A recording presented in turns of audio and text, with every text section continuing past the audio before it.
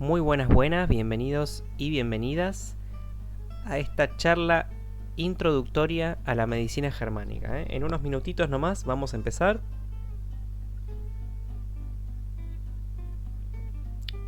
Quiero comentarles mientras tanto que esto no es una transmisión, es una prueba que hago con un videito de introducción para el canal de YouTube y poder estrenarlo. Así que ténganme paciencia, es una prueba. Y quiero contarles que va a ser una charla apenas introductoria donde vamos a empezar a mojar los piecitos en este sistema de la medicina germánica, que es un sistema que vengo estudiando ya hace 6 años y que se sumó a un camino de investigación y de profundización conmigo mismo, que yo ya vengo haciendo con otros sistemas, con otras terapias, ¿sí? Pero hay algo con la medicina germánica que me resonó profundamente y que ahí despegó algo, ¿sí? Y cerraron algunos cajones. Así que voy a estar exponiéndolo a mi manera, ¿sí? ¿A qué me refiero con mi manera? Que yo no lo voy a hacer como usualmente se enseña en la medicina germánica, que es ir directo a los conocimientos duros, como hace la medicina clásica. Porque yo creo que esa forma no nos sirve, porque es dogmática y es memorizada, simplemente, ¿no? Y sesgada también, porque uno dice, pero ¿cómo sé si esto realmente es verdad y yo no estoy considerando otras posibilidades? Entonces me parece una mejor manera enseñarla desechando lo que es falso. Y a partir de desechar lo que es falso con teoría, hipótesis y comprobación, ahí podemos quedarnos en cero y tenemos la posibilidad de crear algo nuevo, ¿no? Sobre eso. Bueno, entonces para empezar y romper el hielo, ahí les dejé un chistecito de cómic donde el médico le dice al paciente: su rodilla está muy bien, señor. Ya lo sé. ¿Le duele algo? No me duele nada. ¿Y para qué vino? Para que me encuentre algo, así me quedo tranquilo. Bueno, esto representa una situación que es muy frecuente que nos pase, ¿eh? Digo, conozco mucha gente que va al médico solo para que le encuentre algo, con la motivación personal que tengan, desconozco, pero cada persona tendrá alguna motivación para hacer eso. Muchos van al médico para que les encuentren algo, ¿no? Y muchos también van al médico con un dolor que en realidad empezó la semana pasada, y para cuando llegan a ir al médico, para cuando la cobertura de salud te da la posibilidad, ya eso no duele más. Muchas veces pasa también. Y otras veces pasa que llegás con el dolor, el médico recomienda algo que está muy bien y te sirve, y otras veces recomienda delirios y nosotros, en el afán de respetar la voz del médico, hacemos caso, aunque nos esté recomendando ir al trabajo con la rodilla doliéndonos al palo, ¿no? Para los que no sean de Argentina, al palo significa muchísimo. Bueno, entonces vamos a empezar. Decidí llamarle a esta charla Conociendo las adaptaciones del organismo, porque de esto se trata, ¿verdad? Pero va a ser apenas una, como les decía, una metidita de pies en la orilla. Una mojadita de pies. Y lo que te propongo es arrancar con esta pregunta disparadora. ¿Qué es la enfermedad? Así, como te salga, lo primero que salga cuando te dicen enfermedad, no me interesa que hagas una definición precisa y un concepto, sino más que nada que me digas palabras con las cuales relacionás este impacto que te dicen enfermedad y con qué lo relacionás primero. ¿Qué es la enfermedad para vos? Te dejo unos minutitos para pensarlo.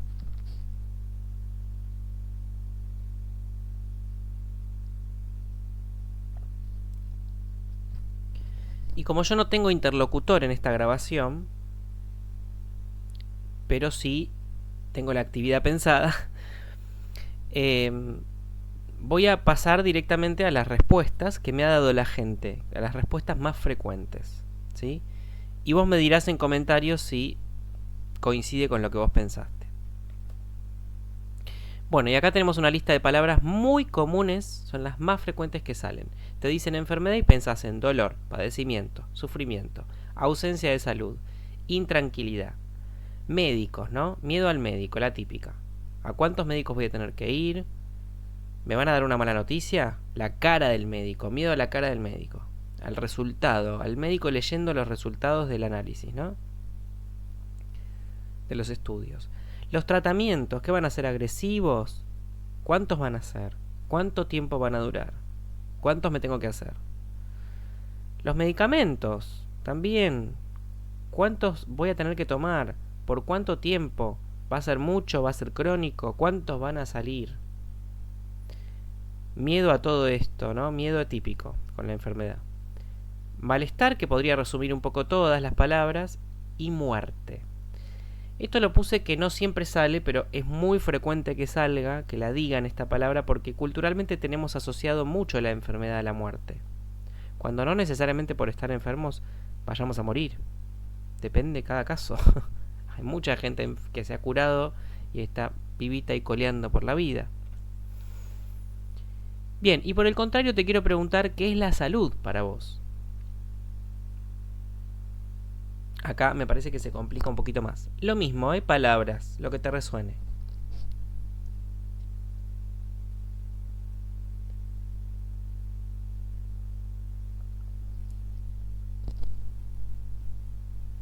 Esta actividad también la pueden pensar y hacer profesionales de la salud, si me están escuchando, que han sido grandes colegas en mi trabajo como acompañante, así que bienvenidos sean. Aunque ya lo hayan estudiado todo esto, aunque ya lo hayan visto, no está mal revisarlo porque todavía hay cosas que en la práctica no quedan claras, me parece. Bueno, entonces las palabras más comunes que salen son estas. Fíjense que ya de por sí hay algo que llama la atención, que es que hay menos palabras. Y de hecho yo me extendí un poquito cuando puse estas palabras, pero salen muchas menos en general. Miren, cuántas salen acá y cuántas salen acá. Y salen bienestar, como todo lo opuesto a lo otro, ¿no? El otro estado, el otro polo de la cosa. Bienestar, paz, ausencia de dolor o ausencia de enfermedad. Esto es interesante porque de hecho fue una definición histórica de salud en un pasado. No está mal arrancar como punto de partida por lo que la cosa no es, porque te da un límite y un margen para saber dónde estás parado y de qué estás hablando, ¿no? Está buenísimo como para empezar a estudiar algo, pero falta algo por acá porque definir la cosa por lo que no es insuficiente, queda un vacío ahí, ¿no? Tranquilidad, estado correcto, deseado y normal. Esto es muy común también que aparezca. Es lo que debería ser la salud, ¿no? Lo otro es anormal, indeseado, incorrecto. Fuera. Fuera con esta corona. No, pero sí, es algo que inconscientemente en nuestra mente inconsciente cultural lo tenemos mucho asociado. Entonces, para continuar tirando de este hilo, te quiero proponer que ahora te preguntes si un dolor o una incomodidad es señal de enfermedad.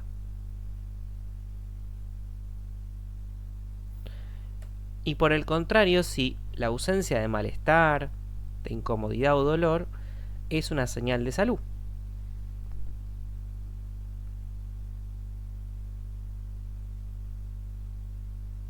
Si respondiste que sí a las dos, caíste en la trampa. Si respondiste que no sé, estamos mejor posicionados. Ahora vamos a precisar. ¿Cómo vamos a responder estas preguntas? Vamos a ir a los hechos, ¿no? ¿Qué pasa en el cuerpo? En los hechos y en lo que se conoce y en lo que ya se sabe del cuerpo humano y de la mente.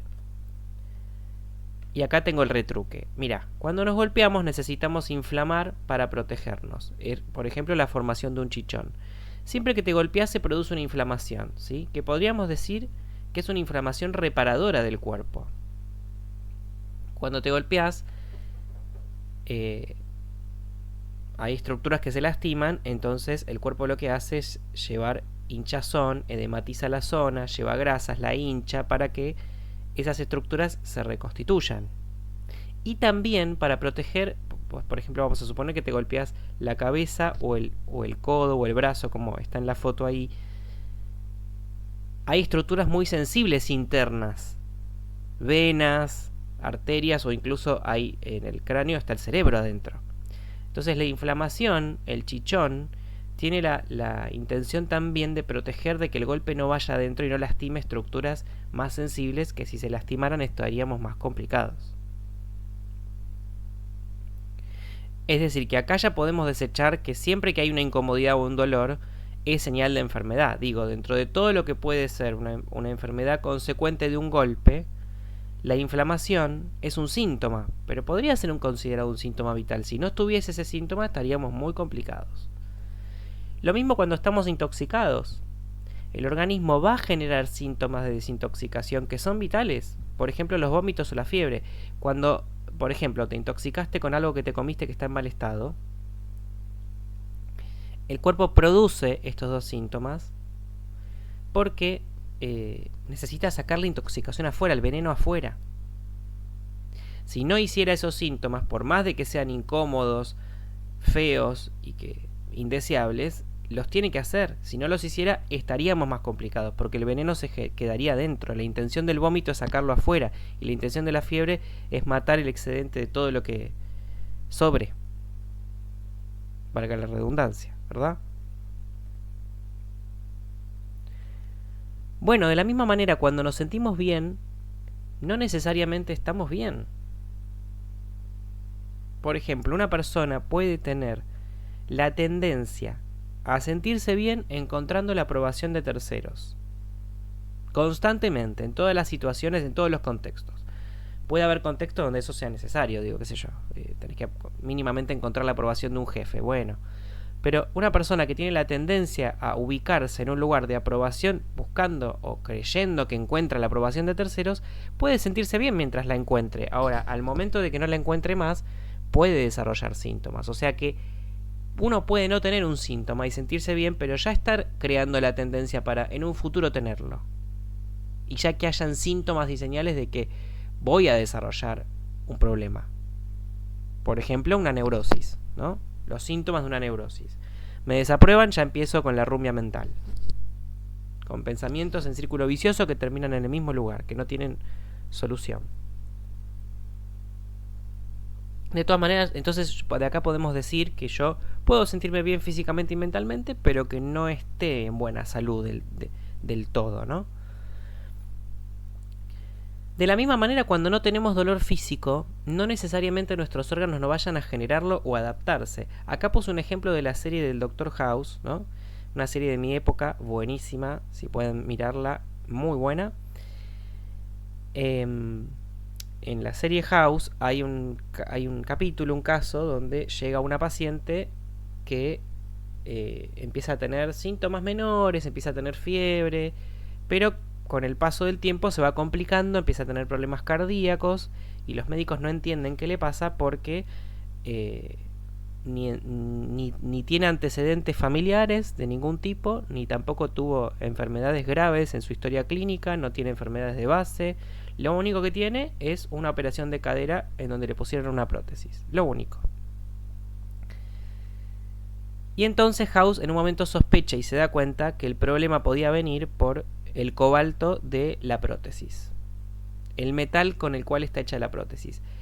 Y cuando abren y se fijan, sí, efectivamente la prótesis se había roto y el cobalto se estaba diseminando por el organismo. Y esto estaba hace mucho tiempo. Lo que pasa es que el cobalto, cuando se disemina hasta que da síntomas, pueden pasar muchos meses incluso.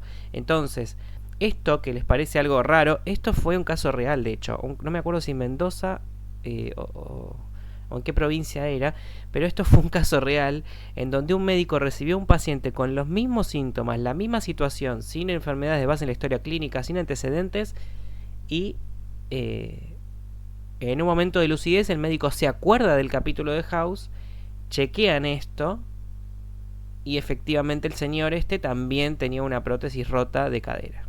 Y el metal, con el cobalto y otro metal más que no me acuerdo cuál era, se estaban diseminando por el cuerpo y haciendo un estrago. Entonces, podemos no tener síntomas ahora, pero eso no, y sentirnos bien físicamente, pero eso no implica que yo no esté generando internamente un proceso de enfermedad futuro.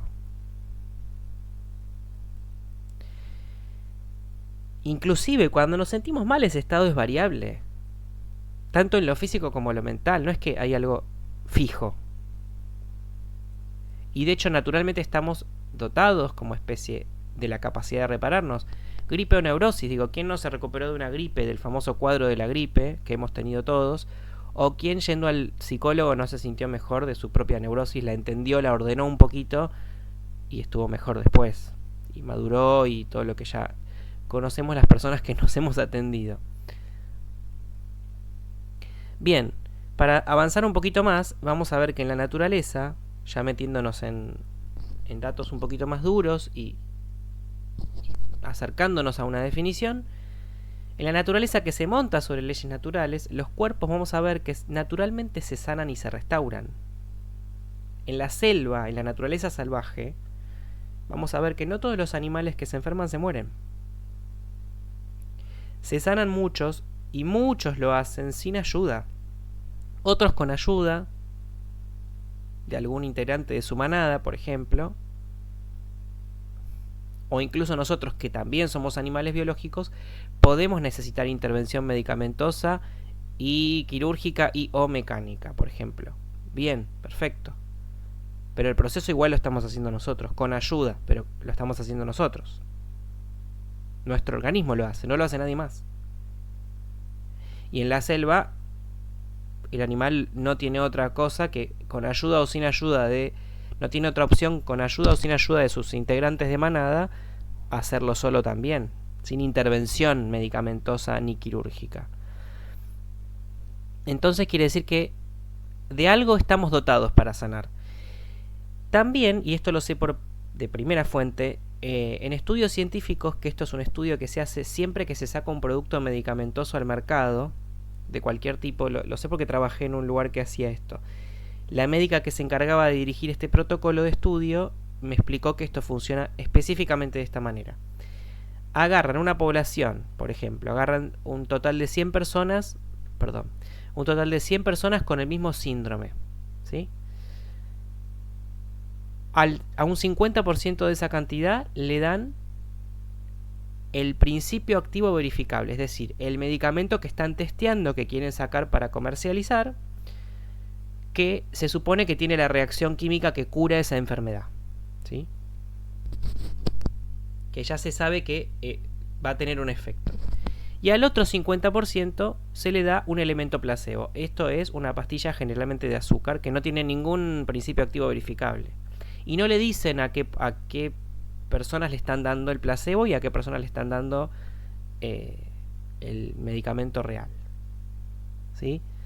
Esto se hace ¿por qué? Porque se sabe siempre que la persona solo con la situación de ir a un protocolo de estudio, de que le den algo que se lo está dando un profesional, un médico, y lo tome, ya se sabe que en un 20 o 30% de las personas que reciben el elemento placebo sanan la enfermedad. En un 20 o 30% es un montón. Entonces, si el medicamento, que es el principio activo verificable, que es el que le dieron al otro 50%, genera el mismo porcentaje de curación, significa que el producto tiene que ser revisado, porque se supone que tiene que generar un poquito más de porcentaje de efectividad. Pero ya se sabe por estos estudios que solo con un elemento placebo que no genera ningún efecto, ya la gente sola en un 20 o 30% sana su enfermedad o baja su enfermedad, su sintomatología. Entonces estamos hablando de que el efecto placebo, podríamos decir, existe. Llamale sugestión, llamale variable que tiene que tener un contexto, perfecto, llamale como quieras, pero el recurso está siendo activado. Que no sabemos cuál es, que no sabemos cómo funciona, puede ser, pero la persona está activando algo que hace que su enfermedad en un 30%, por ejemplo, disminuya. Ahí hay algo que se puede estudiar y observar, algo que tenemos que ver, ¿sí? Bien, entonces, volviendo, ¿cómo definimos qué es la salud y qué es la enfermedad? Porque es importante hacerlo, porque definir el objeto de estudio, como decíamos antes, nos permite ver su alcance, sus límites y qué somos capaces de hacer con eso, ¿sí? Quiero hacer una pausa acá. Yo creo que es importante conocer la medicina germánica de esta manera, accediendo a la verdad, ¿sí? Y cuando digo la verdad, no me refiero a que yo tengo la verdad o la medicina germánica la tiene, porque hay muchos sistemas que pueden ayudarte si trabajan desde la verdad, no solo la medicina germánica. Ahora, ¿a qué me refiero con acceder a la verdad? porque es muy común hoy por hoy decir, pero la verdad, ¿quién la tiene? No hay una sola verdad. Yo no estoy tan de acuerdo con eso, porque si la verdad no existiese, no existiría la mentira. Y sabemos que la mentira existe. Lo que sí es cierto es que el humano no siempre accede a la verdad total. Casi siempre accede a una parte y desconoce una gran parte, una gran otra parte, con variables y demás, que no conoce, pero accede a una parte, capaz pequeña, pero que con eso se puede hacer un montón. ¿Sí? Lo que sí es variable o es diferente en cada uno es que cada uno tiene su forma diferente de acceder a esa verdad. Y eso es respetable. ¿Sí? Y además, también cada persona construye su mundo, su construcción de realidad, su forma de percibir, su forma de sentir, su forma de actuar, su forma de conocer, su forma de manifestar. Entonces muchas veces en esa construcción hacemos quilombo y construimos lo que se llama lo verdadero. Y lo verdadero no siempre es verdad. ¿Sí? Lo vivimos como verdad y como real, pero no siempre es verdad. ¿Sí? ¿Y cómo hacemos esto? Y bueno, comprobando. ¿Cómo sabemos si algo es verdad? Y bueno, tenemos que someterlo a comprobación, siempre. De hecho, de eso se trata el método científico y es el que usó Hammer, que es el creador, que era un médico alemán. Ahora después voy a entrar en detalle de quién era y qué hizo. Era un médico alemán, oncólogo de los años 80, que investigó y profundizó en estos conocimientos hasta el 2015 que fallece. Y él justamente en su investigación usó los pasos del método científico, que es primero hacer una anamnesis, reconocer los elementos y agruparlos. Después elaborar una hipótesis sobre cómo esos elementos interactúan entre sí y qué es causa de qué efecto. Y el paso 3 es la comprobación. Cuando algo no cuadra en la comprobación fina y detallada, que se tiene que hacer más de una vez, se tienen que revisar todos los pasos del principio. Esto, que es lo mismo que se hace cuando se comercializa un medicamento o un producto de salud, muchas veces lo sé por primera fuente de gente que ha trabajado en organismos muy conocidos, esto a veces no se cumple. A veces no, muchas veces no se cumple. Se hace este método de 3 pasos y en los 3 pasos falla y se comercializa de todas maneras. Nada, dato de color para que se sepa, pero esto podríamos decir que es analógico a todo. Gente cuando hacen terapia, cuando van a terapia también están haciendo esto. Traen un problema. Bueno, el principio de todo problema es reconocer cuántos elementos tengo en ese problema, cómo los agrupo y cómo los puedo elaborar en una hipótesis donde esos elementos interactúan entre sí y tienen y están trabajando en un todo coherente, donde cada uno tiene un rol, una función y se relaciona de forma particular con los demás. ¿Sí? Bueno, entonces para ayudarnos un poquito vamos a ver qué definiciones hubo históricas de la salud en la historia de la salud y de cómo se definió según organismos importantes. Bueno, históricamente se dijo que la salud es la ausencia de enfermedades. Ya esto lo descartamos, es un punto de partida interesante, como decíamos, pero nos queda flojo, ¿sí? Porque ¿qué es, además de ser la ausencia de otra cosa? ¿Qué es la presencia de qué, entonces? Bueno, en 1946 la OMS dijo que la salud era un estado de completo bienestar. Esto se modificó después. Un estado de completo bienestar físico, mental y social, y no solamente la ausencia de afecciones o enfermedades. Precisa un poco más la definición anterior, pero hay algo acá que no funca. No sé si se dan cuenta. ¿Qué es?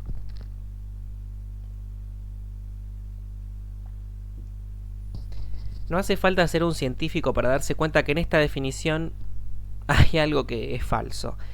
¿Qué persona viva, real, tiene un estado de completo bienestar físico, mental y social 24/7? No existe eso. Es una entelequia, una ilusión. No existe. Es falso. ¿Sí? Y de hecho creo que en la definición original acá tenía la palabra normal, me parece. La salud es un estado normal de completo bienestar físico, algo así.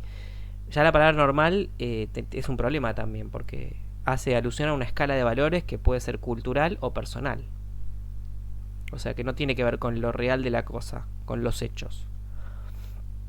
Bueno, Milton Terris en 1975 dijo que la salud es un estado de bienestar físico, mental y social y la capacidad de funcionar. Le suma la capacidad de funcionar.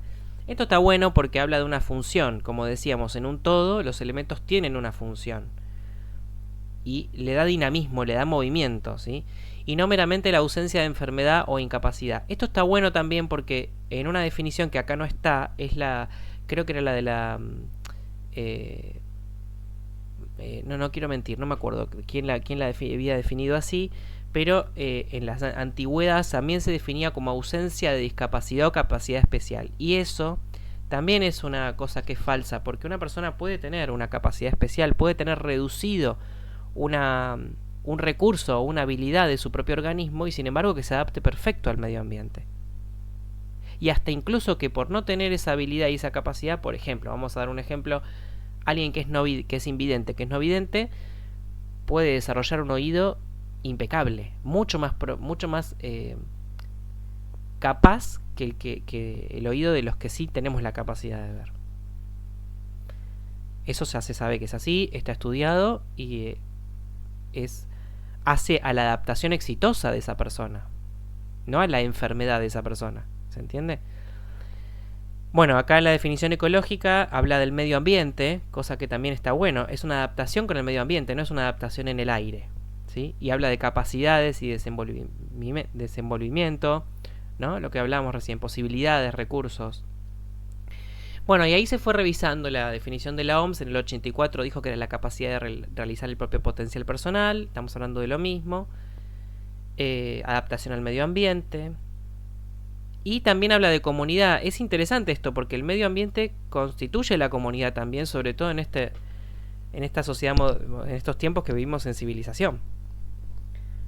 Dentro de todo, estaría bueno que vivamos en paz con la civilización que nos rodea, ¿no? O con los demás.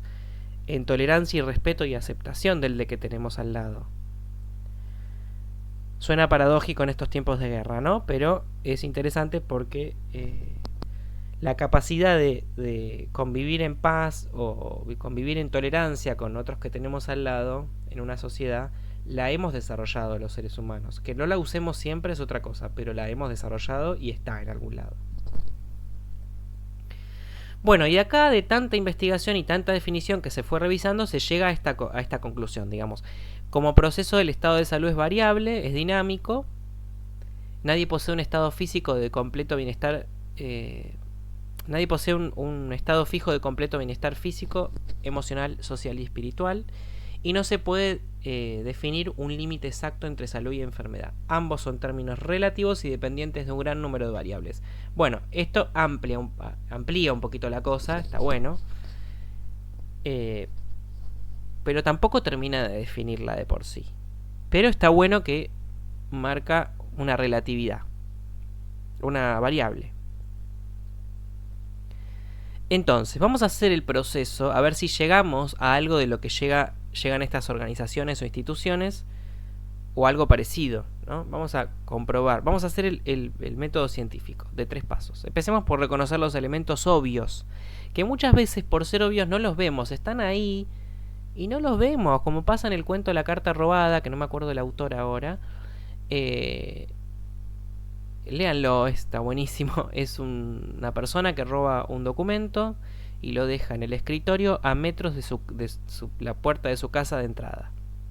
La policía llega, allana su casa, rompe todo, da vuelta a todo y se va sin el documento porque dicen que ahí no está. Y estaba a la vista de todos arriba del escritorio al lado de la puerta. Y nadie lo revisa porque dice cómo lo va a poner ahí. Y justamente, a veces lo obvio, por ser tan evidente, no lo queremos ver.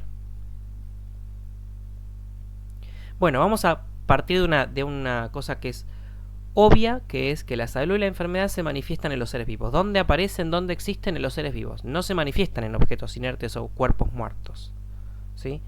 Entonces ahí nos lleva a estudiar al ser vivo. ¿Qué hace el ser vivo? ¿Qué hace? O sea, el ser vivo, ¿cuál es la condición sine qua non de un ser vivo?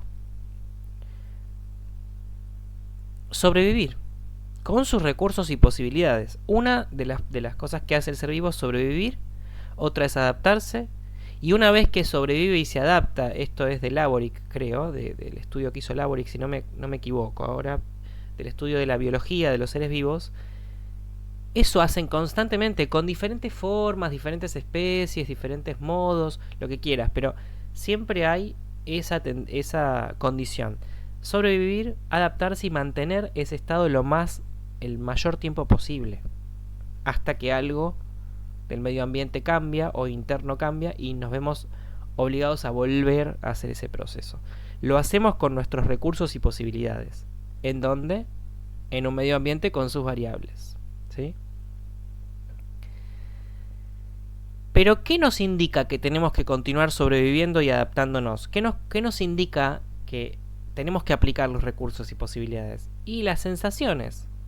Digo, acá podemos poner un ejemplo obvio que no sea de salud o de enfermedad. El hambre, por ejemplo. Digo, el hambre es una sensación que puede ser de leve, moderada, hasta grande, ¿no? Hasta intensa. Si es leve y tenemos comida en el freezer, bueno, vamos a estar tranquilitos, no va a ser muy incómoda esa sensación. Ahora, si es grande y no hay alimento disponible, o tengo que salir a buscarlo, y puedo tener la posibilidad de encontrarlo, pero tengo que hacer el movimiento, y yo les puedo asegurar que esa sensación muy linda no va a ser. ¿Qué persona con mucha hambre me puede decir que es una sensación linda? Puede ser una sensación agradable a la hora de comer, de estar teniendo hambre, de estar teniendo el deseo de comer, perfecto. Pero cuando no está la comida delante nuestro y tenemos hambre, mucha hambre, no es una sensación que podemos calificar de linda, ¿sí? Entonces esa es algo no lindo que nos motiva a usar nuestros recursos y posibilidades también, porque están las posibilidades del medio ambiente y las variables también. Digo, si hay pobreza absoluta, todos vamos a tener ese conflicto del hambre que no puede ser saciado, ¿verdad? Por el contrario, esa misma sensación que incluso actúa en las mismas estructuras y en las mismas formas de las mismas dinámicas de nuestro organismo, en los mismos órganos. Cuando digo estructuras me refiero a órganos también. Actúa en los mismos órganos. El hipotálamo manda el organismo toma la información de que en la sangre hay menos nutrientes. Eso produce unos síntomas. Esa información es tomada por el hipotálamo y el hipotálamo empieza a generar la sensación de hambre. Lo mismo con la sed. La sangre empieza a estar más concentrada, hay síntomas, esto se toma en el hipotálamo y el hipotálamo desde el sistema nervioso empieza a mandar la sensación de sed, ¿sí? Cuando se llena el estómago, esa sensación es tomada por el hipotálamo en un proceso ideal, ¿no? Pueden haber intervenciones y muchas variables también en ese proceso, pero en el proceso ideal y más común sucede esto. Esa información es tomada y el hipotálamo produce la otra sensación, que es la sensación de saciedad, ¿sí? Entonces, el mismo trabajo de los mismos órganos pueden estar en un aspecto o en otro, el polo de la cosa. Entonces, vamos a ordenar estos elementos que, bueno, los tenemos ahí dispersados por el escritorio, digamos. Tenemos que empezar a hipotetizar cómo se relacionan entre ellos, ¿sí?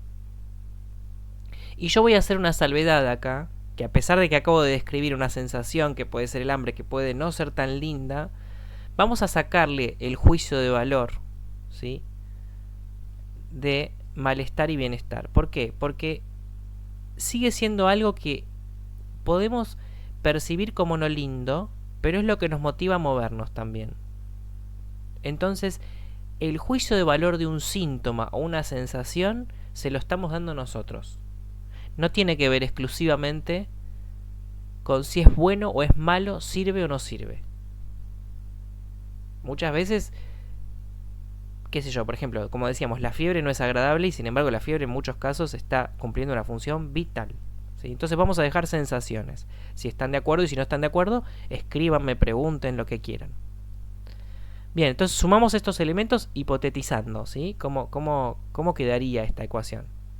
Seres vivos que tienen sensaciones, que los mueven a aplicar sus recursos y posibilidades en un medio ambiente y sus variables. Esto da un resultado eficaz o ineficaz. Por ejemplo, en el caso que estamos usando del hambre o la sed, el ser vivo se motiva, mueve, encuentra posibilidades de tener comida y tiene un resultado. Por ejemplo, come, se siente y ahora tiene la sensación de saciedad que modificó esa sensación inicial, ¿sí?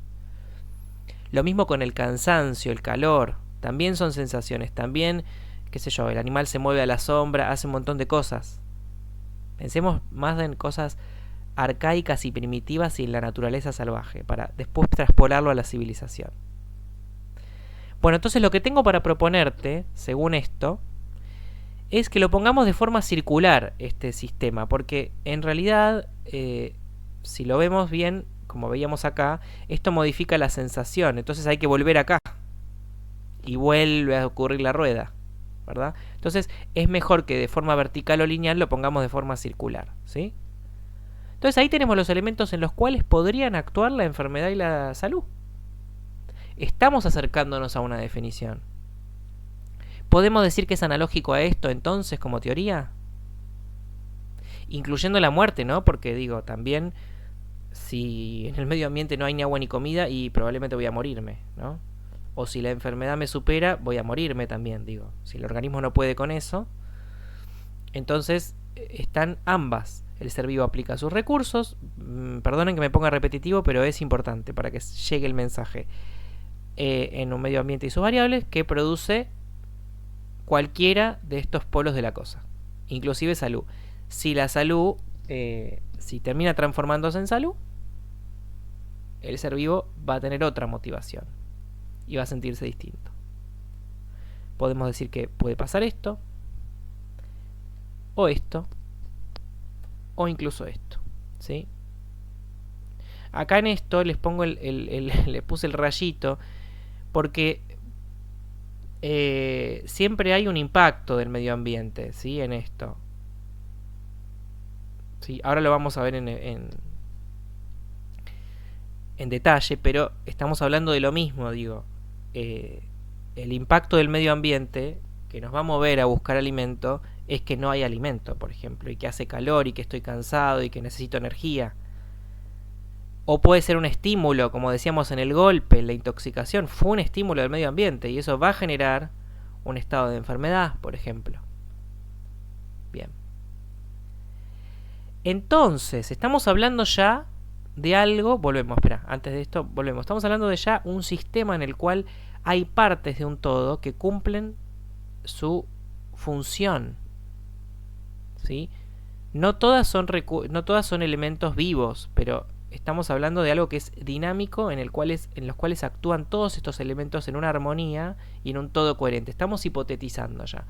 Vamos a ver qué otras definiciones apoyaron esto. Si entramos en lo que plantea Aristóteles, por ejemplo, podemos definir la salud como un estado de armonía, en el cual, como planteamos recién, todas las partes de un todo cumplen su fin. Y esto que podemos ver en este sistema que desarrollamos y propusimos recién es analógico a lo que hace nuestro cuerpo. En nuestro cuerpo tenemos un montón de estructuras súper precisas y complejas, increíbles, sabemos hacer un montón y no nos damos cuenta. En este momento nuestro corazón está latiendo, nuestro hígado está produciendo un montón de glucógeno y rompiéndolo para mandar glucosa a todas nuestras células. Nuestros ojos están procesando un montón de haces de luz a cada segundo. ¿Qué más? Todo, ¿no? El sistema nervioso está haciendo todo. Los testículos, los ovarios están produciendo hormonas. La tiroides, bueno, todo lo que sabemos hacer no nos enteramos hasta que nos molesta y nos falla por alguna razón. Pero este sistema que recién hipotetizamos también es analógico a lo que sucede. Las células tienen, según su estructura y función, un fin, ¿sí? La estructura hacia la función y la función hacia la estructura. La célula solo sabe ser célula de su estructura y función, es decir, su soma. La célula de hígado no sabe ser célula de hueso, ni la de hueso ser célula de hígado, ¿sí? No existe, me rompió un hueso. Bueno, el hígado le dice a los huesos, para que te mando un par de células de hígado, así te reconstituís más rápido. No existe eso. Eso ya se demostró que no es así, ¿sí? Entonces, la salud, como ese estado de armonía, se se puede polarizar y transformar en enfermedad cuando se rompe por una noxa o agresión, podríamos decir, ¿sí? La noxa significa agente causal, que no lo puse acá, ¿sí? Que puede ser algo, un agente causal externo o interno en el caso del organismo vivo, ¿no? O agresión del medio ambiente. La noxa también puede ser del medio ambiente.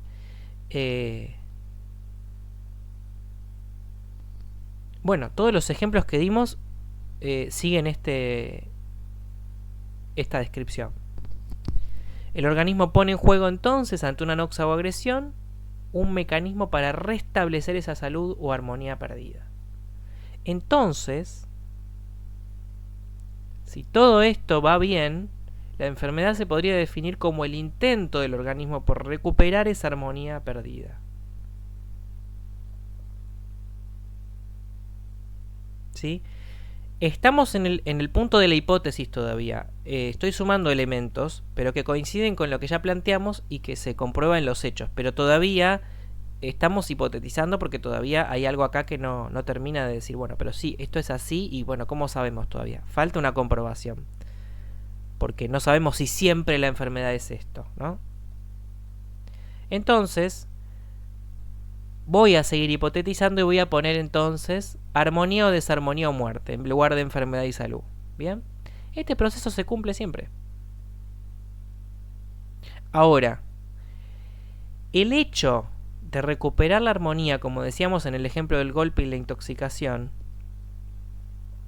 no implica necesariamente que el recurso usado sea eficaz. De hecho, recién en los Power anteriores, en las diapositivas anteriores, veíamos que un recurso que el ser vivo aplicaba en el medio ambiente podía seguir siendo de enfermedad.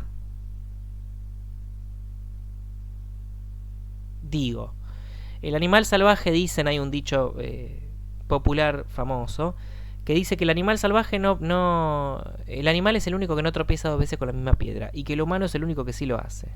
Es un dicho popular muy sabio para mí, porque el animal usa un recurso, que es buscar comida en un sector. Si ve que en ese sector hay predadores, por ejemplo, no vuelve a pasar por ahí, o busca la manera de pasar desapercibido, o busca la manera de protegerse. Nosotros somos los únicos que pisamos el mismo palito y la misma piedra y sostenemos, aplicando un recurso que no, papi, date cuenta que vas a terminar en una desarmonía otra vez, ¿sí? Entonces eso comprueba que el intento de recuperar la armonía no implica necesariamente que el recurso usado sea eficaz y que se transforme en una armonía, en una salud de nuevo. Y tampoco garantiza que no haya síntomas incómodos en ese intento. Volvemos al ejemplo de la intoxicación y del golpe, ¿sí? Y lo mismo en un golpe. Yo puedo golpearme y decir, bueno, no voy a pasar más por acá de esta manera porque me golpeo y lo vuelvo a hacer, ¿sí? Bien. Entonces, de a poquito, ahora sí, nos vamos metiendo en la teoría de Hammer, que es que a esas sensaciones, ¿sí? Lo que hablábamos de las sensaciones, armonía, desarmonía, que ponen en movimiento nuestros recursos, Hammer, el doctor Hammer, el creador de este sistema, las va a llamar necesidades biológicas. Y acá podés encontrar analogías con muchas propuestas y sistemas de otros lados.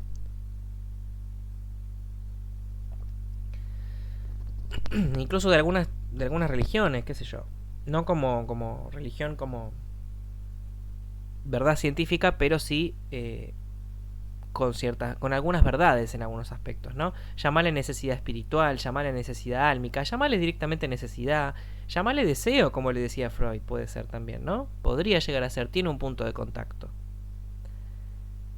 Pero ¿por qué le llama Hammer necesidad biológica a esa sensación de desarmonía, por ejemplo, que te mueve a aplicar un recurso y moverte de esa situación? Él lo llama biológica porque nos hace comunes como seres vivos. Estamos vivos y la vida tiene condiciones. Y en base a eso también tiene adaptaciones que llevan siglos, que los animales, sobre todo los mamíferos, todos los seres vivos, pero los animales que somos, que compartimos emparentamiento, no sé si está bien dicho emparentamiento, bueno, que estamos emparentados con especies similares por ser mamíferos, donde los mamíferos tienen un sistema digestivo muy parecido. Bueno, no siempre, pero sí se ven estructuras parecidas, funciones parecidas, el sistema nervioso también, el sistema respiratorio. Damos de mamar, parimos. Bueno, todo eso hace a una evolución semejante. Por lo tanto, constituimos adaptaciones muy parecidas desde hace siglos. Y además estamos sometidos a las mismas leyes naturales. Nos hace comunes eso, ¿sí? Entonces estaríamos hablando acá ya adentrándonos en un nuevo paradigma. Porque en el paradigma anterior, el humano bueno, el paradigma anterior, digo, en paradigmas históricos que han reinado nuestra ciencia, nuestros conocimientos y nuestra cultura, siempre se habla del ser humano como una especie superior, celestial, que no sé qué, que la mente del ser humano es una mente...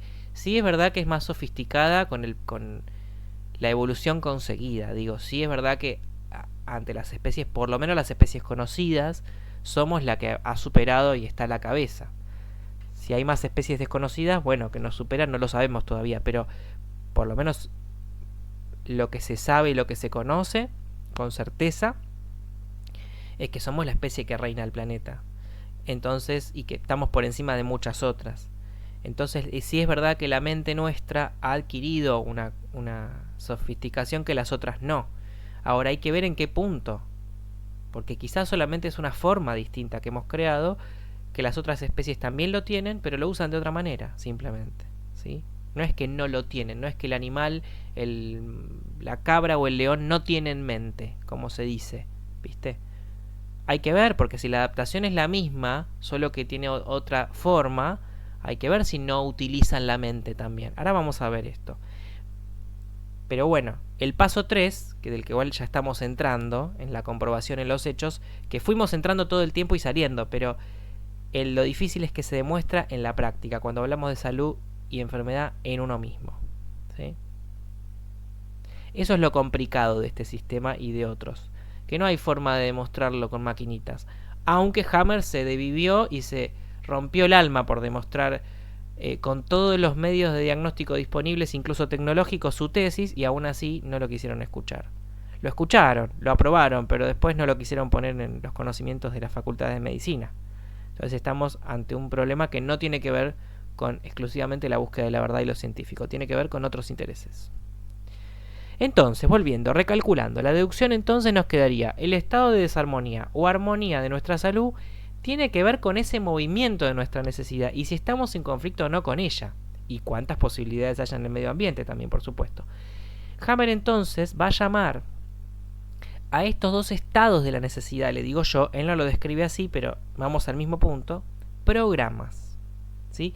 A esa historia eterna y larga de nuestra evolución como animales mamíferos biológicos, se agrupan esas adaptaciones en programas, cosas que la biología activa para hacer frente a desafíos del medio ambiente. Esos programas activan sus propios recursos, la biología activa sus propios recursos para activarse en caso de una desarmonía. Entonces tenemos lo que Hammer dijo, programa biológico óptimo, que incluye a todos los procesos orgánicos que satisfacen esa necesidad vital, cumplen la función de supervivencia y de mantenernos a salvo como animales biológicos exitosamente. Y acá podemos dar el ejemplo de lo más externo como puede ser conseguir alimento afuera, o lo más interno que puede ser también, y externo también, porque estamos sacando el oxígeno de afuera. Ahora, el proceso interno, el proceso de la respiración es muy interno. Y también está cumpliendo la necesidad vital de mantenerte vivo y a salvo. Entonces, podemos dar el ejemplo de la respiración. Tus pulmones ahora están funcionando más o menos bien, pero si estás vivo, están funcionando. Entonces quiere decir que hay una necesidad vital activa que está llegando a su fin, que está cumpliéndose eficazmente, ¿sí? Después vamos a hacer un ejercicio al final para ver esto más en detalle. Y por otro lado tenés el programa biológico especial de supervivencia o de emergencia, ¿sí?, que él llamó, que incluya todos los procesos, el otro lado, el otro polo de la cuestión, incluya todos los procesos en los que la necesidad biológica y vital está imposibilitada. El organismo pone en juego una adaptación que incluye los 3 niveles, psique, cerebro y órgano. Es decir, que habrá modificaciones en los 3, ahora voy a entrar en detalle, y podemos dar estos ejemplos que dimos hasta ahora. Cuando él dice que incluye los 3 niveles, psique, cerebro y órgano, con psique se refiere a, bueno, lo que él va a descubrir recién en la 5ª ley de su sistema. Después no lo vamos a poder desarrollar hoy porque es mucho. Vamos a poder recién adentrarnos, pero ya les estoy tirando mucha data. La psique él le llama a la mente. Los griegos le decían mente, le decían psique o ánima, creo, alma. Otros sistemas le dicen campo electromagnético, otros sistemas le dicen aura. Llámale como quieras, pero estamos hablando de algo que no tiene que ver exclusivamente con el cerebro. El cerebro no piensa, el cerebro actúa sobre esto, el cuerpo, y lo hace trabajar. O sea que podríamos decir también que el órgano piensa, ¿sí? Si viene todo de acá, ¿sí? ¿Por qué digo campo electromagnético? Que esto no lo dijo Hammer. Bueno, Hammer sí termina comprobando esto en su demostración, pero no detalla tanto en este punto. Pero sí otros sistemas lo hacen. Digo, en algunos hospitales de España, creo que era, por ejemplo, se utilizaron máquinas para medir el campo electromagnético de una persona. Esto se puede comprobar que es así, y las máquinas pueden detectar en dónde la energía no está fluyendo, en qué parte de ese organismo la energía no está fluyendo, está bloqueada, y que hay que hacer un trabajo ahí específicamente. O un estudio médico incluso, de esa zona, ¿no? De esas zonas. Y fíjense que también ya desde la psique, si la vemos como campo electromagnético, también hay una total adaptación que depende absolutamente del medio ambiente también. Digo, la energía no es propia, porque por ley sabemos que la energía no se crea ni se destruye, se transforma. Entonces, también estamos tomando todo el tiempo energía del medio ambiente. Eso ya también se demostró que es así. Tomás la energía, la usás para tu propósito como ser vivo y la liberás, ¿sí? Tomás, liberás, tomás, usás, liberás, reciclás, desechás. Lo mismo que, fíjense que es analógico a todo lo que hacemos, la respiración, la digestión, ¿no? La temperatura, incluso. Entonces, esta sí que es la que primero, va a decir Hammer, recibe el impacto. El alma, la mente, llamale como quieras, recibe el impacto. Esto lo va a descubrir cuando ve que en el corazón, donde él detecta el primer movimiento ante un impacto, donde se puede ver que el medio ambiente algo te modificó, algo cambió. ¿En dónde impacta primero? En la arteria subclavia del corazón, que hace una vibración que no es controlada por el sistema nervioso ni el cerebro. Él descubre esto. Esto es fundamental. O sea, estamos hablando de que el primer impacto lo recibe el alma y en concreto el corazón. Siempre. Y después, a partir de ahí, esta información es comunicada a todo el sistema nervioso, no solo el cerebro, y el cerebro pone en juego una adaptación que ya sabe de memoria, biológica, de supervivencia. Un impacto podría ser el golpe. Entonces el cerebro pone en juego un chichón, la creación de un chichón, ¿no? La inflamación, la reparación. Y los músculos, por ejemplo, que crecen en el ejercicio. Si yo someto a un estrés, esto lo saben las personas que entrenan y que bailan y que usan su cuerpo como medio profesional. Todos los que hacen eso saben que cuando uno entrena, al músculo lo está en cierto punto estresando y lo está sometiendo a una adaptación, a una modificación que ya está preparada para el músculo, ya sabe lo que tiene que hacer cuando lo pones en ese estrés.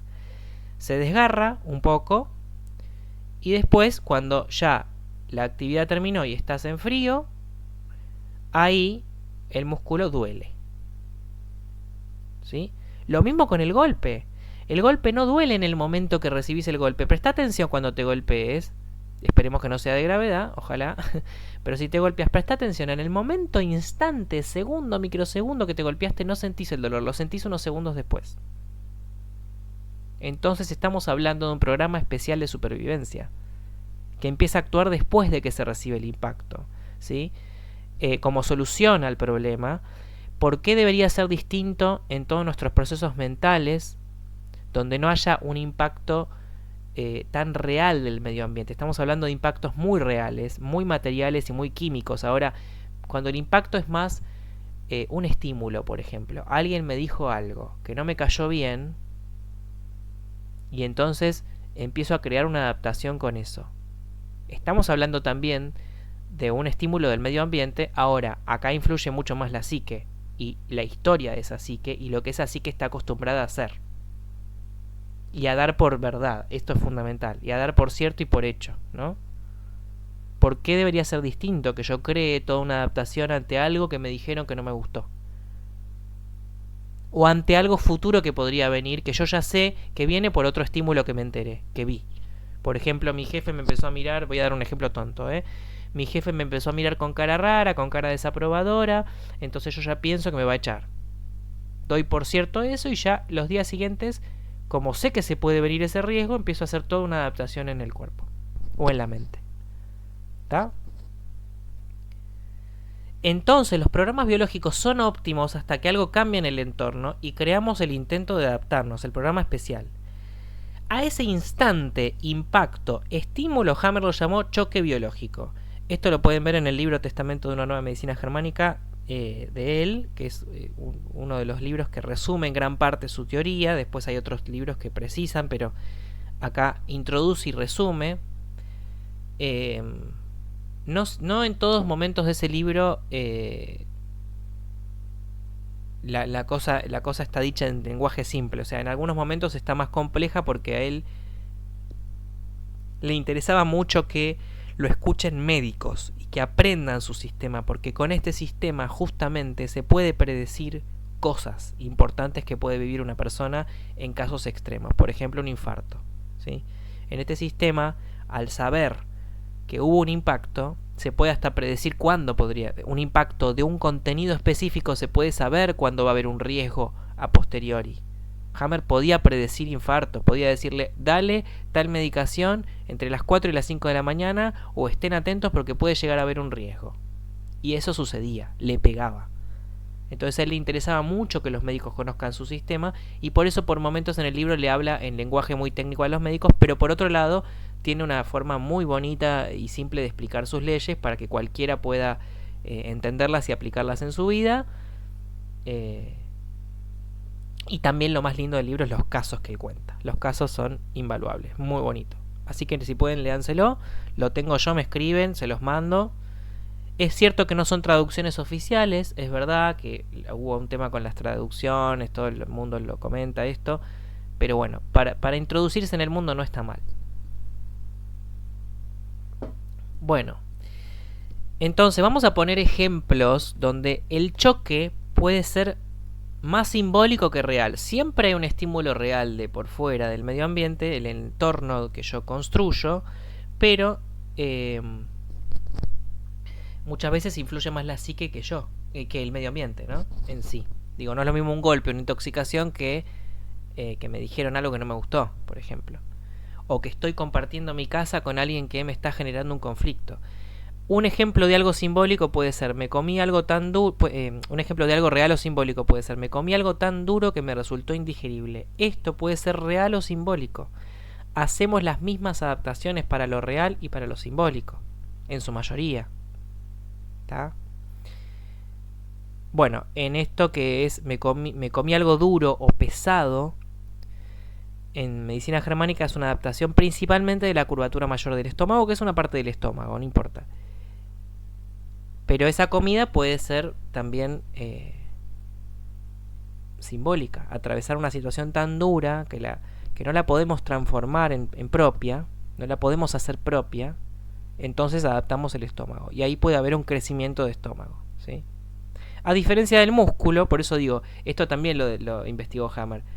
Cada estructura y cada función tiene fases y no se adapta de cualquier manera en cualquier momento. Entonces cuando un médico te ve y te descubre algo que está adaptándose orgánicamente, este sistema, la importancia que le da a eso es que no es algo fijo que vos tenés, sino que está en movimiento. Hay que ver en qué fase está y en qué estructura está puntualmente. Y el origen embriológico de esa estructura, que para Hammer es fundamental. Ya vamos a entrar. Bueno, este choque biológico, Hammer va a decir que tiene 3 características, pero yo voy a poner 4 porque en la descripción él la incluye. Y es que por supuesto tiene carga dramática, tiene carga energética, se siente en el corazón. Puede ser una carga de leve, moderada a intensa, pero la tiene, ¿sí? Mínimamente tiene una carga.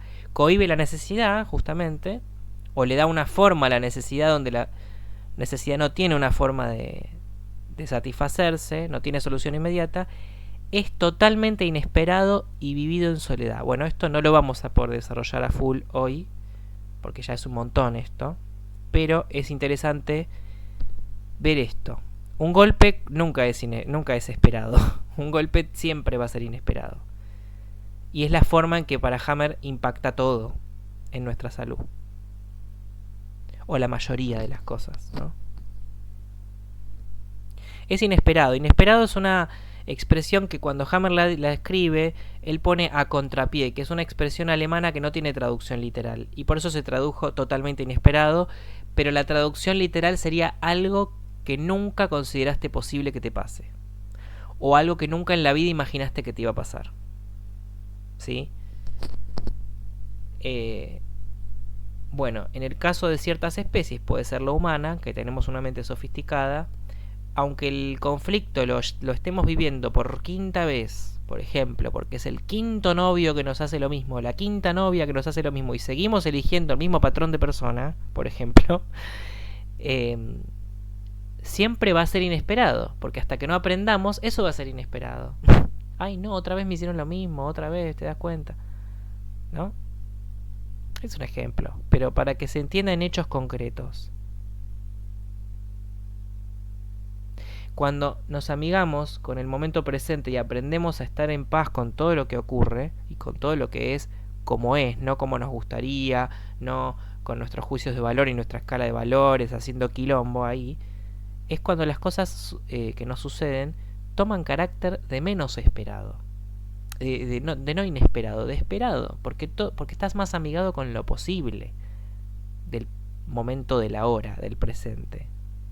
Esto no lo dice Hammer, lo digo yo, ¿sí? Por experiencia. Entonces, ahora vamos a hacer un ejercicio para ver esto. Lo inesperado pasa a ser esperado siempre porque estás amigado con el momento presente, que ya de por sí te comunica lo que es posible y lo que no. Entonces, vas a activar muchos menos programas biológicos que son innecesarios, ¿sí? Y vivido en soledad, esto es lo que siempre ocurre en todos los programas biológicos porque te ocurre a vos, ¿sí? Esta es una característica que Hammer descubre que está en todas las adaptaciones y que cuanto menos solos nos sintamos, muchas veces alcanza con dejar de sentirnos solos, ¿sí? Como resolución del conflicto o del desorden. A mí la palabra conflicto no me gusta tanto, pero bueno, es la que Hammer dijo. Pero en ese desorden, en ese quilombo, hay un elemento común que es vivido en soledad, y muchas veces cuando dejamos de vivir algo en soledad, la adaptación se vuelve exitosa, ¿sí? Otras veces no. La razón por la cual se vive en soledad, bueno, pueden ser muchas. Generalmente son cosas que la gente no comenta, se lo guarda, lo vive internamente, o si lo comenta igual es insuficiente, se siente sola igual. Un chico chiquito a veces no encuentra la forma de comunicar lo que le pasa y lo vive en soledad, por ejemplo, una chica, una niña, un niño chiquito. O incluso hay realidades sociales y culturales que hacen que la persona no pueda comentar lo que le pasa, también. Y esto afecta a una parte específica, que es lo que Hammer va a llamar el síndrome de los túbulos colectores del riñón, que es la retención de líquido, ¿sí? También, volvemos, puede ser leve, intensa o moderada, ¿sí?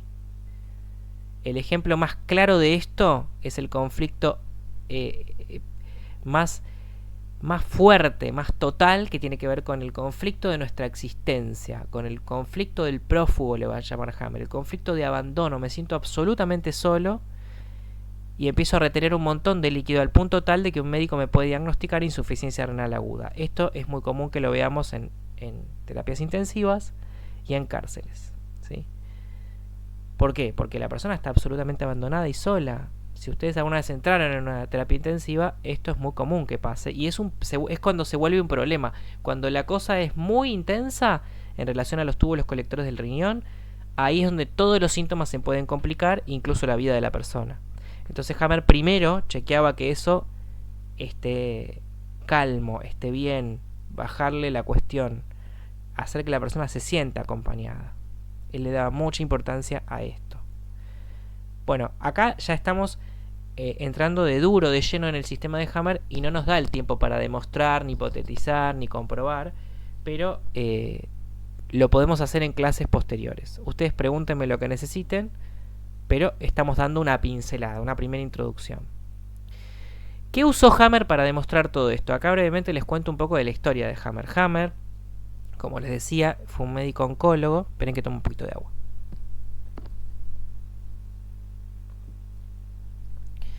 Fue un médico oncólogo muy reconocido, muy importante, que era consultado incluso por los políticos de Europa.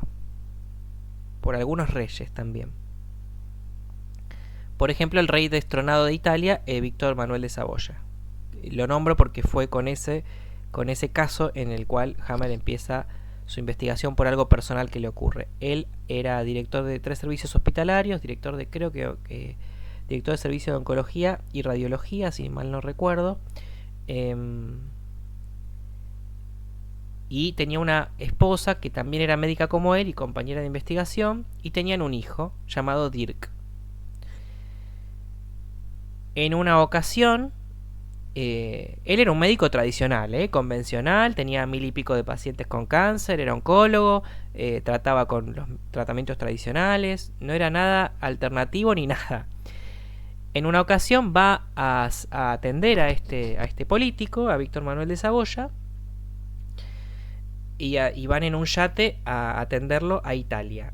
En este viaje, un terrorista que perseguía a Víctor Manuel de Saboya irrumpe en el yate y le pega un tiro por confusión.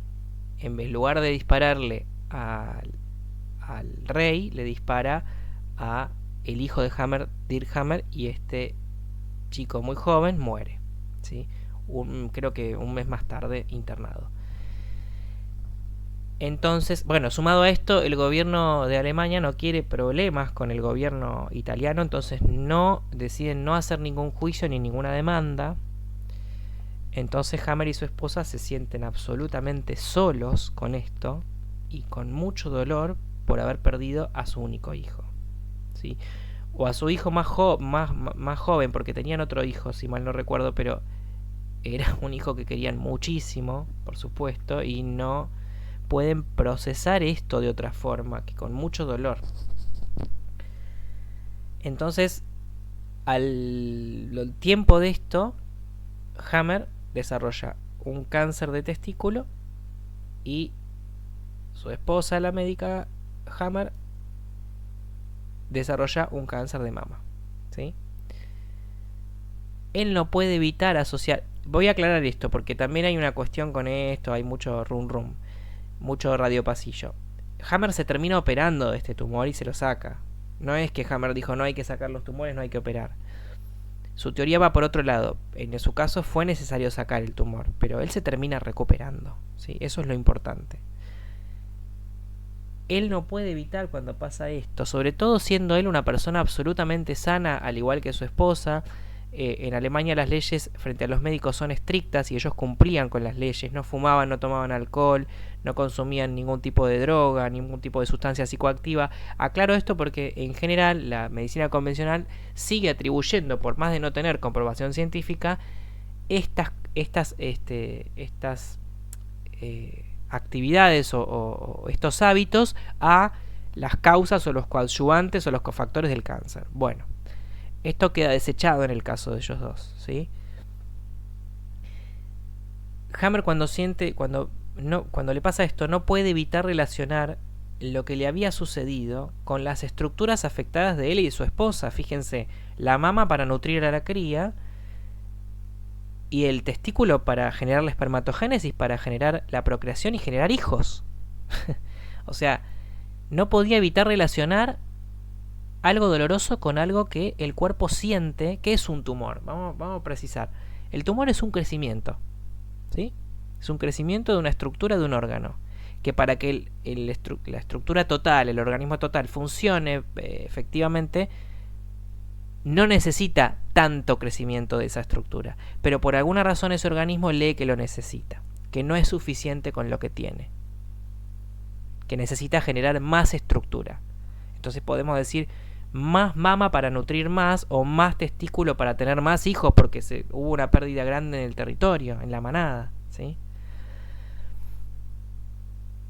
Dada esta situación, Hammer vuelve a interrogar a todos sus 1000 y pico de pacientes y comprueba que todos habían tenido este hecho dramático, inesperado y vivido en soledad entre 6 y 14 meses antes. ¿Cómo termina comprobando esto? Bueno, haciendo esto es una imagen de tomografías computadas que cualquier médico siguiendo los mapas de Hammer en internet puede comprobar. Son tomografías simples, sin contraste y mirándolas con lupa. Él estudiando las tomografías de sus pacientes, porque en Alemania se exigía que cualquier paciente con cáncer ya tuviese una tomografía computada hecha para prevenir la famosa la famosa metástasis, ¿sí? para atajarla antes y en caso de que haya metástasis cerebral ya se tenga la tomografía hecha, ¿no? Para comprobar que no haya metástasis. Entonces él ya tenía las tomografías hechas y las empieza a reestudiar. Y cuando las empieza a reestudiar, empieza a ver manchas extrañas que nadie le había enseñado bien qué eran en su estudio, en su recibimiento. Incluso creo que en su formación se enseñaba que eran errores de la máquina, artefactos se le llama, ¿sí? Pero él empieza a ver que estas manchas, le parece ver cuando las estudiaba con lupa, que seguían un patrón. Por ejemplo, en todas las personas que tenían cáncer de hígado, esa mancha estaba en el mismo lugar. En todas las personas que tenían cáncer de mama, en el mismo lugar. O en el ovario, ¿sí? O en cualquier estructura, estaban en el mismo lugar. Entonces ahí él le parece que está viendo algo importante. ¿Y qué hace? Hace lo que deberían hacer todos los médicos, que es lo que justamente hoy no se hace para nada, que es consultar a los ingenieros del aparato, a los ingenieros de la empresa Siemens, que era la que fabricaba estos tomógrafos o escáner tomográficos. Bien, y cuando los consulta los médicos, los ingenieros sorprendidos le dicen: nunca un médico vino a consultarnos cómo funcionan estos aparatos. Esto, chicos, que les estoy explicando sucede con la virología, sucede con todos los aparatos que se usan para ver virus, con todo, ¿eh? Los médicos muchas veces sacan conclusiones de cosas que no saben usar.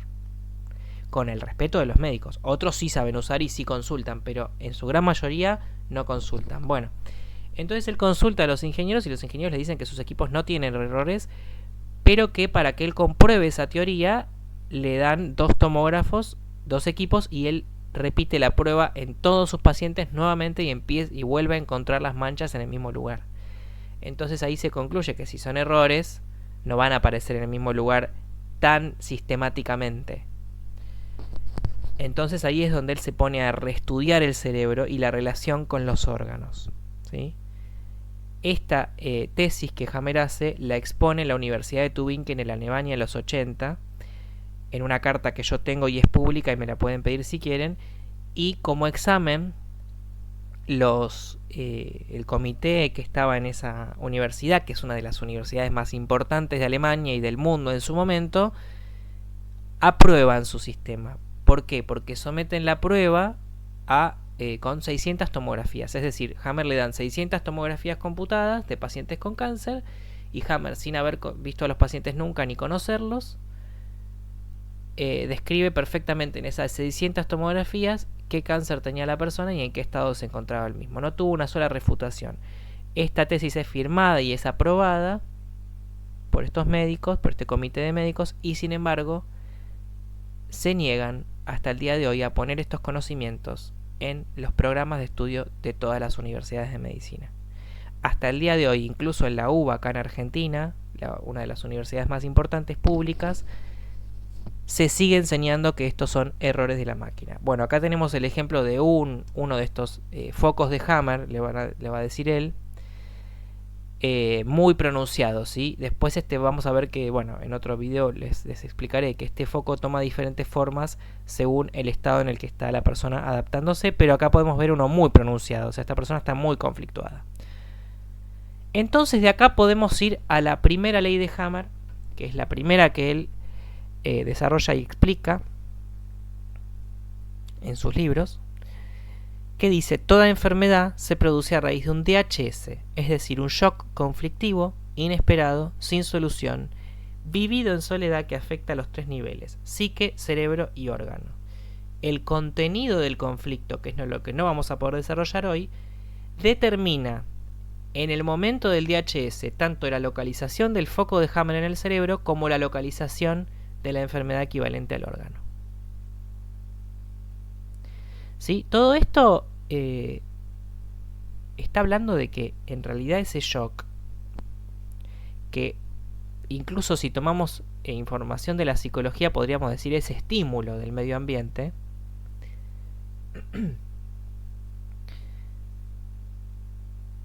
produce una adaptación que está cohibiendo la necesidad, o que le está dando a la necesidad una forma en suspenso, que todavía no está pudiendo ser resuelta. Entonces, ¿a qué le tendríamos que dar bola primero en toda enfermedad, en todo síntoma que nos jorobe? A la necesidad. ¿Qué necesito? ¿Descansar? Necesito descansar. Y si necesito descansar, me tomo el descanso. Pero además de descansar, ¿qué necesito hacer? ¿Qué necesito mover? ¿Qué me está pidiendo mi corazón? Esto es lo importante, gente, de toda la teoría de Hammer. ¿Qué necesito? ¿Qué cazzo necesito? ¿Sí?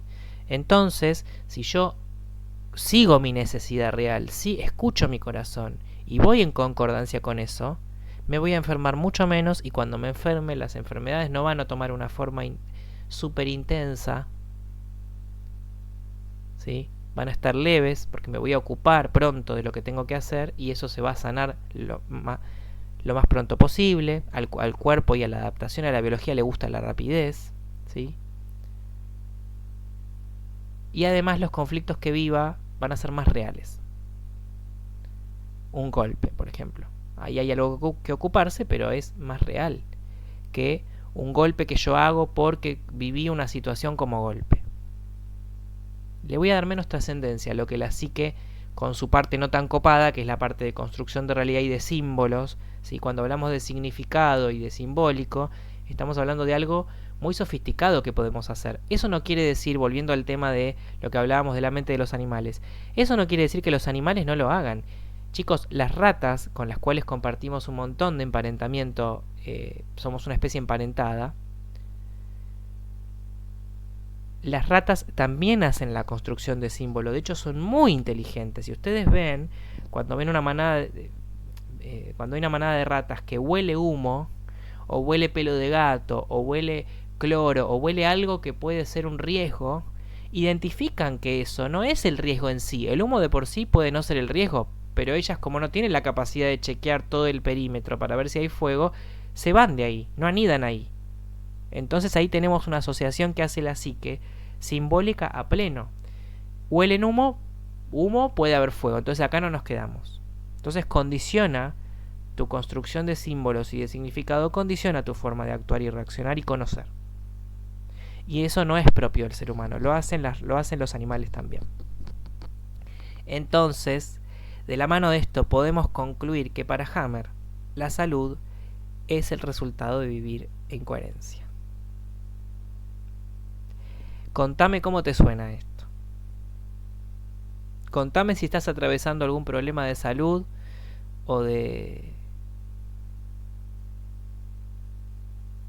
mental o físico, si no estás atravesando en paralelo alguna situación de sufrimiento que cohíbe tu necesidad, que va en contra de tu necesidad, de algo que no estás haciendo y que tu cuerpo, tu organismo te pide hacer. Incluso puede ser hablar con alguien, comunicarte con ese alguien, que muchas veces cuando la enfermedad se vuelve tan intensa y tan recurrente, tiene que ver con nuestro territorio, con cualquier cosa que tengamos en nuestro territorio. Y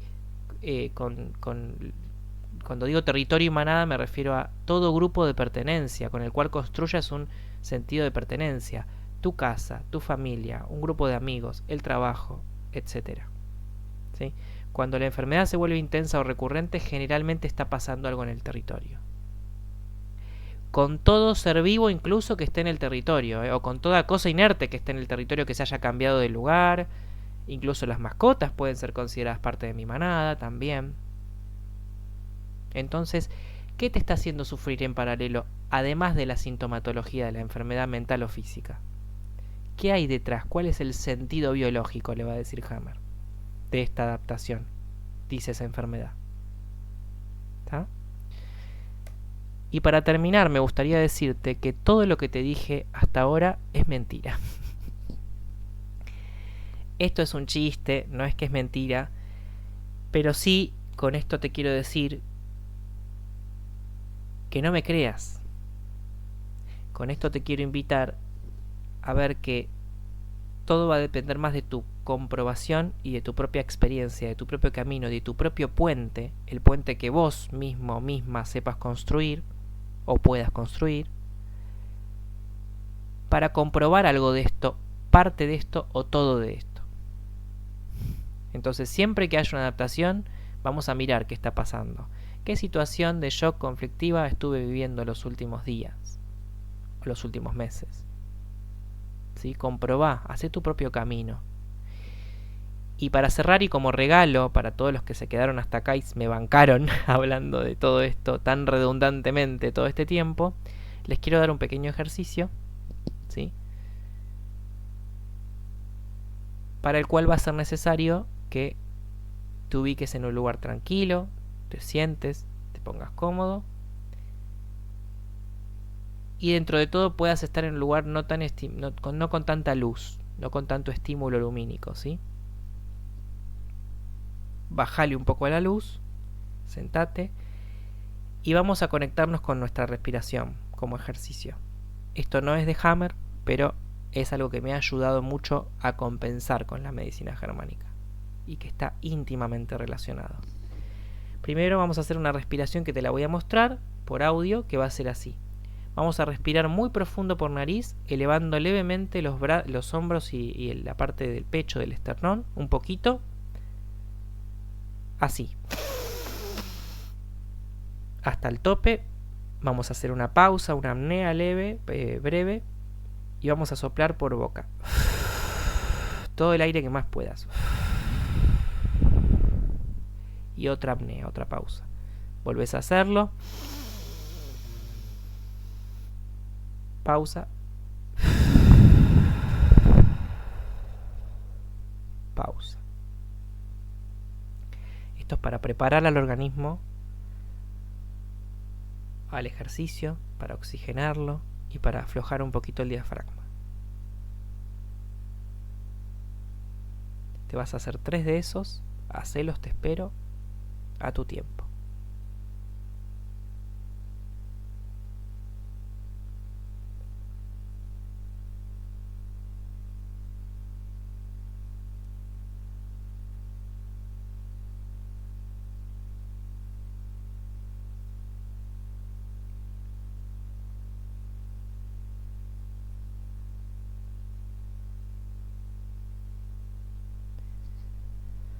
Bien.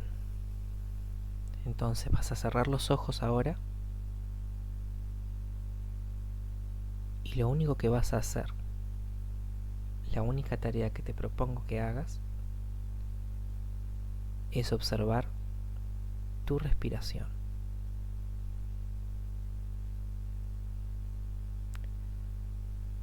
No tiene por qué ser con hombros elevados. Vamos a hacer una respiración habitual, natural. Y vamos a observar cómo inhalo, cómo exhalo.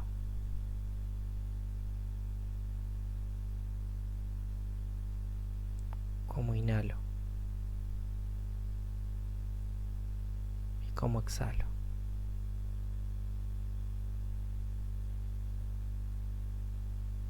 Cómo inhalo y cómo exhalo.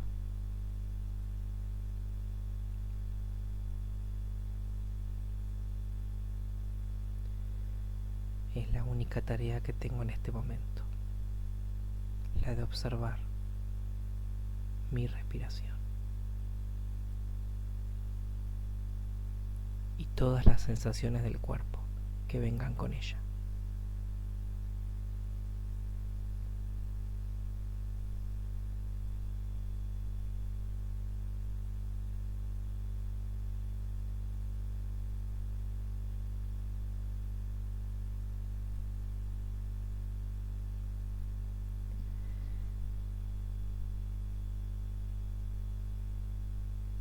No juzgo mi respiración,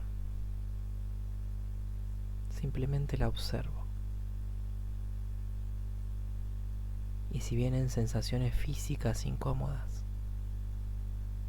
solamente las observo, las incluyo y las dejo ser.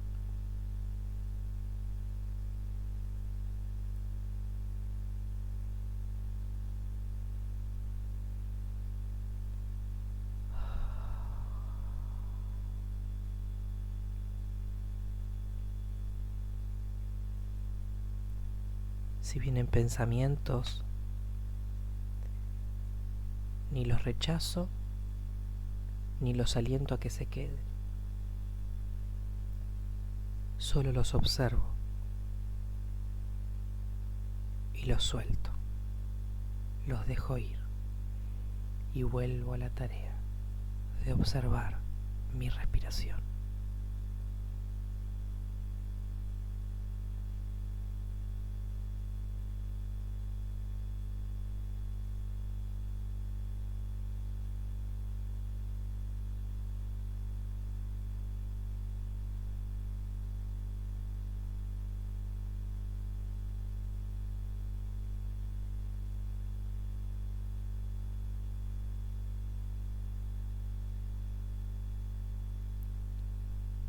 Observo este acto primitivo, que es el primero que hacemos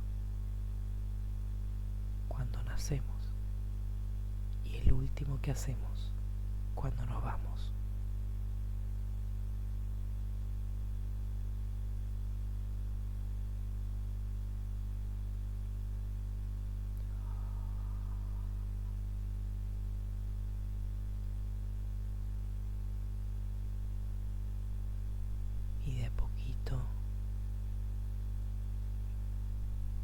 Hacerme un poquito más presente en este lugar y un poco más presente y un poco más presente y un poco más presente y un poco más presente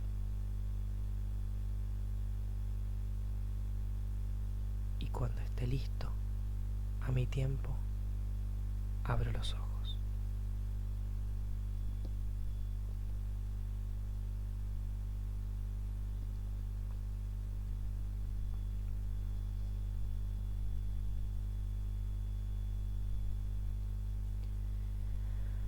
Bueno, hola, bienvenido, bienvenida al mundo, a la vida.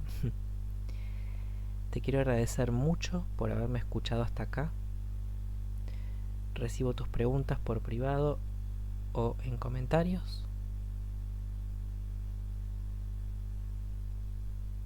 Gracias de nuevo por acompañarme hasta acá. Voy a seguir subiendo material. Voy a seguir profundizando. Esto solo fue una pincelada súper necesaria igualmente para alguien que no conoce nada de todo esto. Te pido que si te gustó lo recomiendes, por supuesto le des like y le des a la campanita, ya sabes. Te vuelvo a agradecer por acompañarme y nos vemos prontito.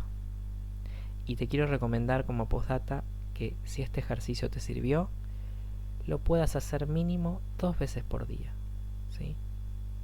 Mínimo 5 minutos, máximo media hora, pero como ejercicio para empezar, máximo 5 minutos está muy bien, ¿sí? Te mando un abrazo enorme y nos vemos la próxima. Chao.